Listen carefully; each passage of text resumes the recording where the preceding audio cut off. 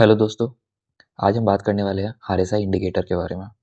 कैसे काम करता है, क्या रिप्रेजेंट करता है, क्या बताता है, क्या प्रोज एंड कॉन्स है, सब कुछ डिस्कस करने वाले हैं, वो भी डिटेल में। तो आइए देखते हैं।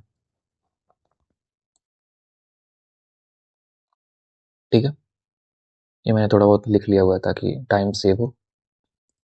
सबसे पहले देखते हैं आरएसआई इंडिकेटर फुल फॉर्म क्या होता है। Relative strength indicator. ठीक है, यहाँ दो वर्ड है, रिलेटिव स्ट्रेंथ इंडेक्स इंडिकेटर। ठीक है,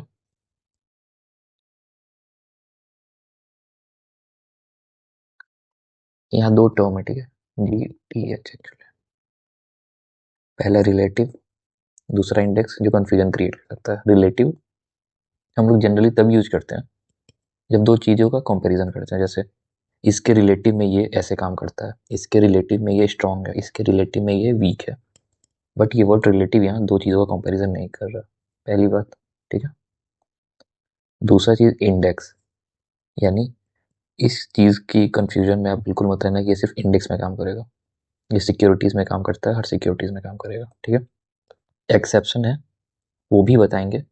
बट यहाँ ध्यान देने वाली बात यह है कि सिर्फ इंडेक्स में नहीं काम करेगा। ऐसा नहीं कि ये सिर्फ निफ्टी 50 के इंडेक्स में काम करेगा, स्टॉक्स पे तो काम करेगा नहीं, क्योंकि इसके नाम में रिलेटिव स्ट्रेंथ इंडेक्स लिखा है। नहीं, इंडेक्स का मतलब वो नहीं हुआ। ठीक है, अब देखो टाइप ऑफ इंडिकेटर। ये ना एक लीडिंग इंडिकेटर है। ठीक है, दो टाइप ऑफ इंडिकेटर होते हैं, लीडिंग, लैगिंग। ठीक है, अब लीडिंग इंडिकेटर क्या होता है? वैसा इंडिकेटर जो आपको पहले से या तो मोमेंटम या फिर कुछ रिवर्सल वगैरह प्रेडिक्ट करके दे दे। ठीक है, होता है लीडिंग इंडिकेटर। और लैगिंग क्या होता है कि रिवर्सल आ गया, मोमेंटम आ गया, उसके बाद आपको पता है, होता है लैगिंग इंडिकेटर। ठीक है, मैं लिख देता हूँ यहाँ पे।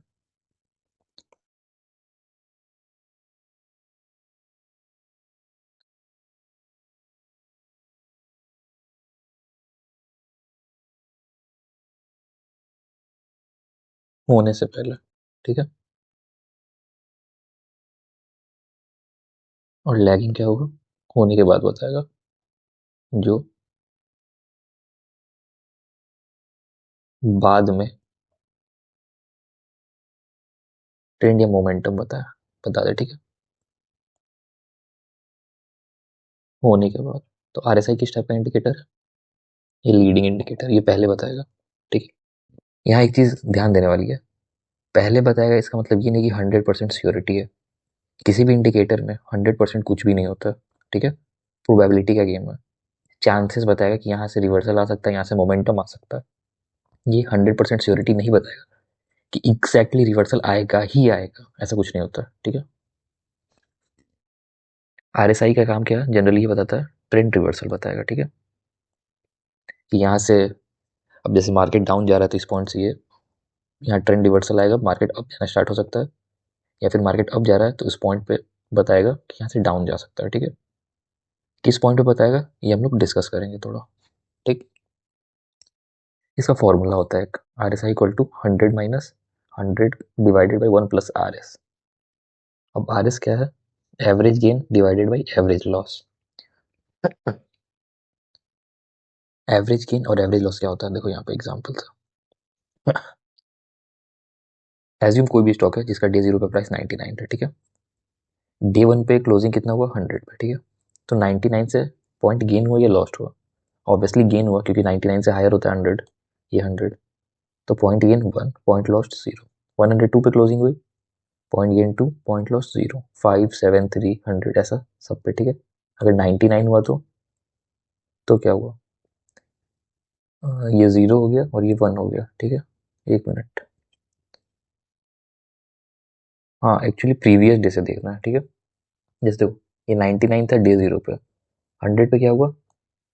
एक पॉइंट गेन हुआ। ठीक है, ये डे टू पे देखो 102 हो गया। ठीक है, पॉइंट गेन कितना हुआ प्रीवियस डे से? जैसे प्रीवियस डे पे क्लोजिंग कितना था? 100, आज क्लोजिंग कितना? 102, तो पॉइंट गेन 2। 105 पे कितना पॉइंट गेन? 102 से 105 हुआ तो 3 पॉइंट गेन। 105 से 107 हुआ तो 2 पॉइंट गेन हुआ। 107 से 103 आ गया। ठीक है, तो 4 पॉइंट लॉस हो गया। ठीक है, प्रीवियस डे के मुकाबले क्या क्लोजिंग हो रही है, उससे हम लोग पॉइंट गेन और पॉइंट को लॉस निकाल लेते हैं। ठीक है, और यहाँ तक करते करते हमने 14 डेटा लिया हुआ है यहाँ से यहाँ तक, ठीक है। अब देखो जिसने इस RSI की डिस्कवरी की थी उन्होंने ये बताया था कि 14 डेज या फिर 14 कैंडल्स, डे बोलना सही नहीं रहेगा, 14 कैंडल्स पे 14 टाइम पीरियड पे, ठीक है। जो 14 है लुक बैक पीरियड बोलते हैं उसको, मतलब पिछला 14। अब हम लोग चार्ट के टर्म में तो कैंडल्स ही बोलेंगे। अगर 5 मिनट का कैंडल बन रहा है तो पिछला 14 कैंडल्स, 1 घंटे का कैंडल बन रहा है तो पिछला 1 घंटे का कैंडल यानी 14 घंटे का, 2 घंटे का है तो पिछला 2 घंटे का 14 कैंडल्स यानी 28 घंटे का, 1 डे का चार्ट है तो पिछला 14 दिन का कैंडल, ठीक है। उस हिसाब से हम लोग पॉइंट गेन और पॉइंट लॉस निकालते हैं, ठीक है। एवरेज गेन कितना हुआ, ये हो जाएगा 29 डिवाइडेड बाई 14, जो हो जाएगा 2.07। Average point loss 10 divided by 14। कैसे निकाल रहे हैं, लॉस्ट कितना है 10 और टोटल डेटा कितना है 14, तो 10 डिवाइडेड बाई 14 ये कितना हो जाएगा 0.71। मैं कैलकुलेटर यूज़ कर रहा हूँ एक्चुअली, और ये स्क्रीन थोड़ा रिकॉर्डिंग है तो कैलकुलेटर आता नहीं, तो आप लोग ये अज्यूम मत करना मेरी मैथ बहुत अच्छी है, ठीक है। अब देखो एवरेज पॉइंट गेन आ गया, एवरेज पॉइंट लॉस्ट आ गया, फॉर्मूले पे आता है। RS कितना होगा, एवरेज पॉइंट गेन कितना 2.07, एवरेज लॉस कितना था 0.71, कितना हो जाएगा 2.91, ठीक है। अब इसको फॉर्मूला में लिखते हैं। RSI हो जाएगा 100 माइनस 100 डिवाइडेड बाई 1 प्लस 2.91, ठीक है। ये हो जाएगा 100 माइनस 100 डिवाइडेड बाई 3.91। अब देखो ये कितना हो जाएगा 100 डिवाइडेड बाई 3.91 कितना होता है 25.57।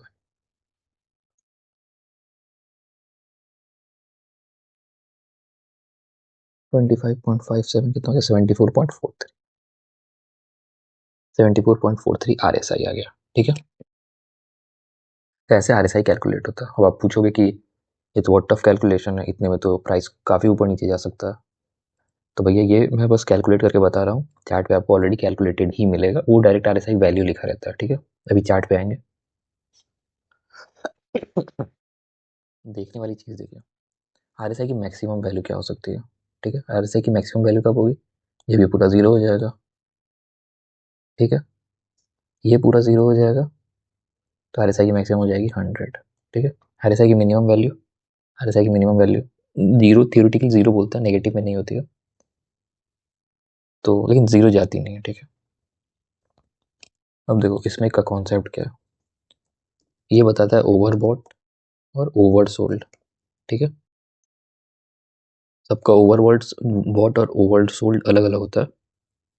जनरली ऐसा देखा जाता है कि ओवरबॉट 80 और आज सॉरी ओवरबॉट 30, ओवरसोल्ड 80, ठीक है।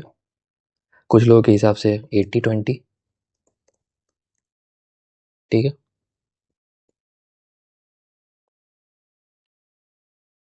कुछ लोगों के हिसाब से 70-30 होता है, ठीक है, अपना अपना। अब सही कौन है, तो बात ये है कि ये चार्ट टू चार्ट वेरी करते रहता है, ठीक है। कुछ स्टॉक इस 80 RSI पे है ना काफ़ी तगड़ा रिएक्शन देते हैं, कुछ स्टॉक 70 पे ही देने लगते हैं, कुछ पे तो RSI 90-100 भी चला जाता है, ठीक है। तो चार्ट टू चार्ट वेरी करेगा, वो आपको चार्ट रीड करना पड़ेगा। बट अगर ये आप वीडियो देख रहे हो तो आप जनरली 80 और 30 लो, ठीक है। अब देखो RSI जनरली है ना ट्रेंड रिवर्सल बताता है, ठीक है। इसमें कॉशन, दो चीज़ें ध्यान रखने वाली है, ठीक है। पहला, always find buying opportunity, not selling. मतलब कि ज़्यादातर आप ओवर ओवर बॉट जोन में वो देखोगे, ठीक है। एक मिनट रुक जाओ, मैं गलती लिख रहा हूँ, ओवर बॉट, ओवर बॉट मतलब बहुत ज़्यादा खरीदा गया होगा, ठीक है।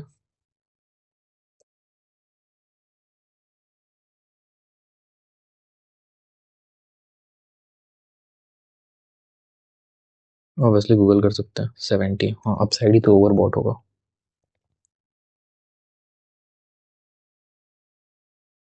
ये होगा 80, मतलब बाई कर करके आप ऊपर ले जा रहे हो, ठीक है, तो ओवरबॉट हो गया होगा, और सेल कर करके नीचे ला रहे हो, ठीक है, 30, ठीक है। हमें ओवरबॉट पे सेलिंग अपॉर्चुनिटी बिल्कुल नहीं ढूंढनी है। बहुत ही गंदा वाला कटता है ओवरबॉट जोन पे अगर आप सेलिंग अपॉर्चुनिटी देखोगे तो, ठीक है। आरएसआई मस्त काम करेगा ओवरसोल्ड के लिए, 30 के आसपास आरएसआई होगा तो, ठीक है। तो पहला काम ये है, always find buying opportunity not selling, ठीक है। यूज जो आरएसआई 80 है as a cautious measure, not selling opportunity, ठीक है। मतलब कि अगर 80 आरएसआई आ जाता है तो आप वहाँ पे कॉशियस हो जाओगे कि यहाँ से रिवर्सल आ सकता है, बट ऐसा नहीं है कि आप उसको सेल करके बैठ जाओगे या फिर सेलिंग अपॉर्चुनिटी ढूंढोगे। आरएसआई 80 पे बहुत धोखा मिलता है, बहुत ज़्यादा है, ठीक है। दूसरा, RSI don't work in cash stocks, ठीक है। जो कैश स्टॉक होते हैं जो फ्यूचर एंड ऑप्शन में नहीं होते हैं, नॉट इन एफएन, होते कैश स्टॉक, आरएसआई उनमें काम नहीं करता है, ठीक है। डाउन साइड में भी आरएसआई 10 तक चला जाता है, और अपसाइड में तो 80-90 तक पहुंच जाता है। तो जो कैश स्टॉक है उसमें ढूंढने की कोशिश ना करें कृपया। तीसरा, ढूंढना कैसे, अगर आरएसआई 30 के पास आ जाए और एक तगड़ी ग्रीन कैंडल यानी मारू बोजू बनाए,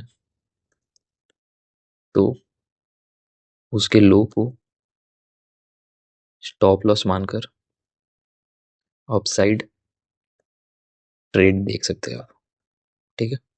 ये रूल है, आरएसआई कैसे डील करना है, सिंपल सा रूल है। आरएसआई 30 आ जाएगा, गिरते गिरते 30 एक बड़ी सी ग्रीन कैंडल बन गई, तो उसके हाई पर, ठीक है, उसके हाई के ऊपर, ये मैं मेंशन कर देता हूँ,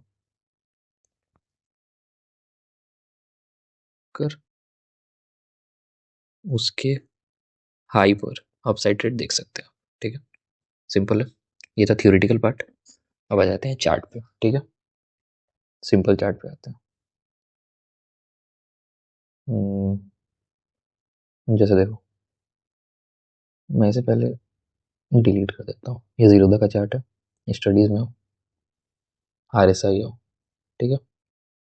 ये आरएसआई आ जाता है, सेटिंग्स में हो, पीरियड 14, ये 14 ही रहने देते हैं। 14 मतलब 14 कैंडल्स के बारे में ये बताएगा, ठीक है। ओवरबॉट 80, ओवरसोल्ड 30 है, इसको इसको 30 कर लेते हैं, ठीक है, डन। अब देखो ढूंढना कैसे, ये निफ्टी का डेली चार्ट है, ठीक है।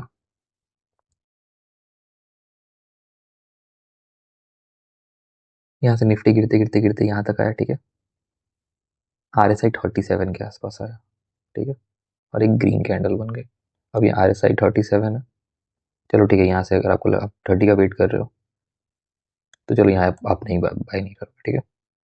यहाँ देखो, गिरते गिरते आया, यहाँ पे आया, एक ग्रीन कैंडल बनी और यहाँ से अपसाइड ऑलमोस्ट 30 है, 34, एग्जैक्ट 30 का वेट नहीं करना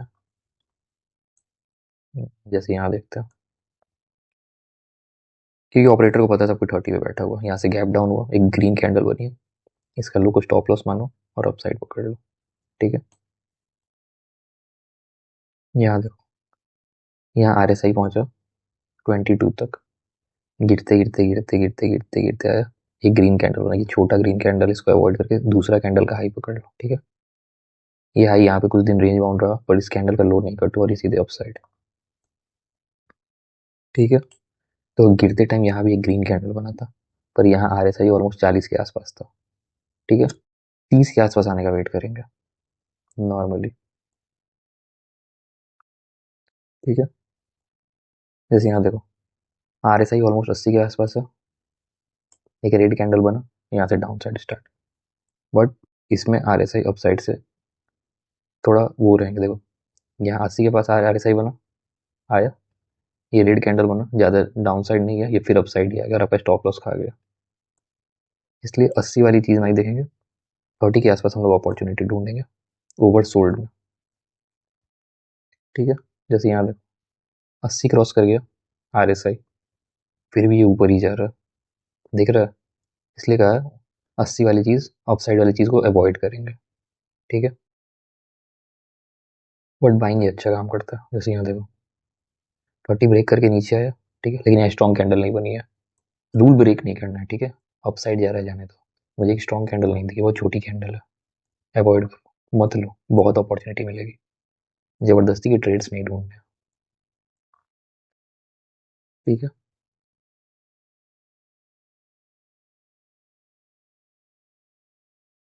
जैसे ये देखो यहाँ पे 30 आया, ये ग्रीन कैंडल बना, ठीक है, ये मारू बोझू है, या तो इसको पकड़ लेते, तो इसका स्टॉप लॉस कट गया, दोबारा ग्रीन बना, ऊपर गया, फिर यहाँ, तो चलो यहाँ स्टॉप लॉस हिट हुआ।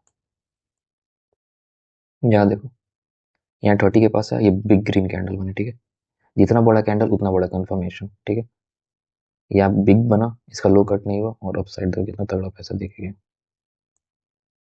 ठीक है, यहाँ देखो 30 के पास है, पर कोई स्ट्रॉन्ग कैंडल नहीं दिख रहा है, अवॉइड करो, जबरदस्ती के ट्रेड्स नहीं लेना। ठीक है, यहाँ देखो 30 के आसपास है, एक ग्रीन कैंडल बना, दूसरे दिन स्टॉप लॉस हंटिंग हो गई, स्टॉप लॉस हंट हुआ, उसके बाद अपसाइड चला गया, ये होता है। ठीक है, यहाँ 30 के आसपास है, बिग ग्रीन बना, यहाँ से फर्दर अपसाइड आया। ठीक है, समझ में आ रहा है, यहाँ 30 के आसपास आया, और इसका हाई कट ही नहीं हुआ, इस ग्रीन कैंडल, इस बड़े ग्रीन कैंडल का हाई कट हुआ नहीं, कट हुआ, ये नीचे आ गया, वो यहाँ से हाई कट हुआ तो आपने एंट्री ली, और यहाँ से अच्छा पैसा हुआ। ठीक है, जब देखो QPD स्टॉक है, क्वांटम स्टॉक है, ये डेली चार्ट है, RSI 88 पे है, स्टॉक ऊपर ही भागे जा रहा है, ये कैश स्टॉक है, FN में नहीं है, ये ऊपर ही भागे जा रहा है। क्यों मैं कह रहा था कि 80 में नहीं देखना, ओवर ओवर बॉट में हमेशा धोखा मिलेगा, स्ट्रिक्टली अवॉइड करो, स्ट्रिक्टली अपसाइड भी डाउन साइड भी, मैं दोनों का आपको दिखा देता हूँ, क्यों मैं बोल रहा हूँ कैश स्टॉक में काम नहीं करता। ओवर ओवर बॉट जोन आपने देखा, अब मैं आपको ओवर सोल्ड का भी एक एग्जांपल दिखाता हूँ। देखो इसका RSI कितना चल रहा है, 10 के आसपास चल रहा है, कोई मूवमेंट ही नहीं है। ठीक है, सपोज आपने इसका हाई तो कट भी नहीं, इसके हाई पे गलती से बाई कर लिया रहता, तो देखो नीचे ही आ रहा है, इसका RSI तो कितना लो है।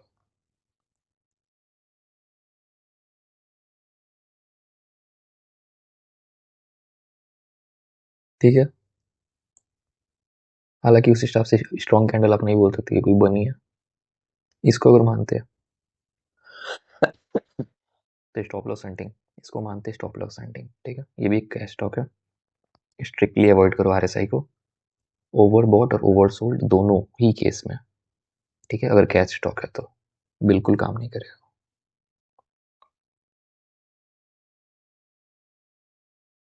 ICICI बैंक FN स्टॉक है, ठीक है, इसका देखते हैं। देखो ये 30 के पास आया, एक बड़ी कैंडल बनी और अपसाइड देखो। ठीक है, स्विंग ट्रेड मिला, ये 20 के आसपास बना, ये बड़ा कैंडल देखो, ये अपसाइड देखो, मिला,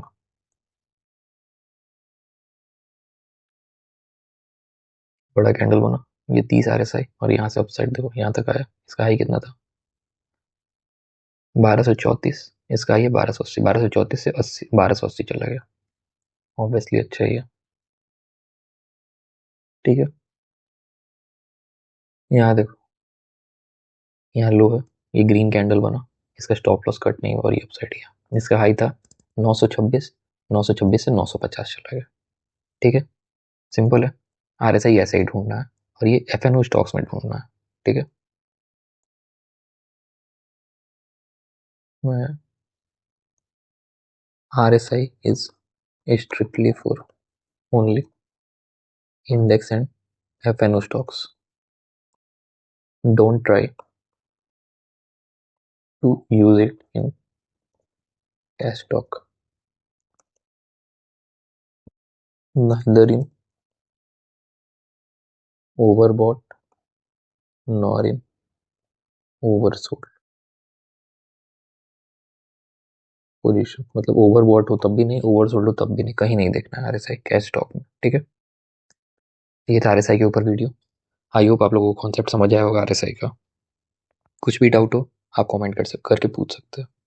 ठीक है, और वीडियो अच्छा लगा तो लाइक शेयर और सब्सक्राइब जरूर करें। चलिए, थैंक यू।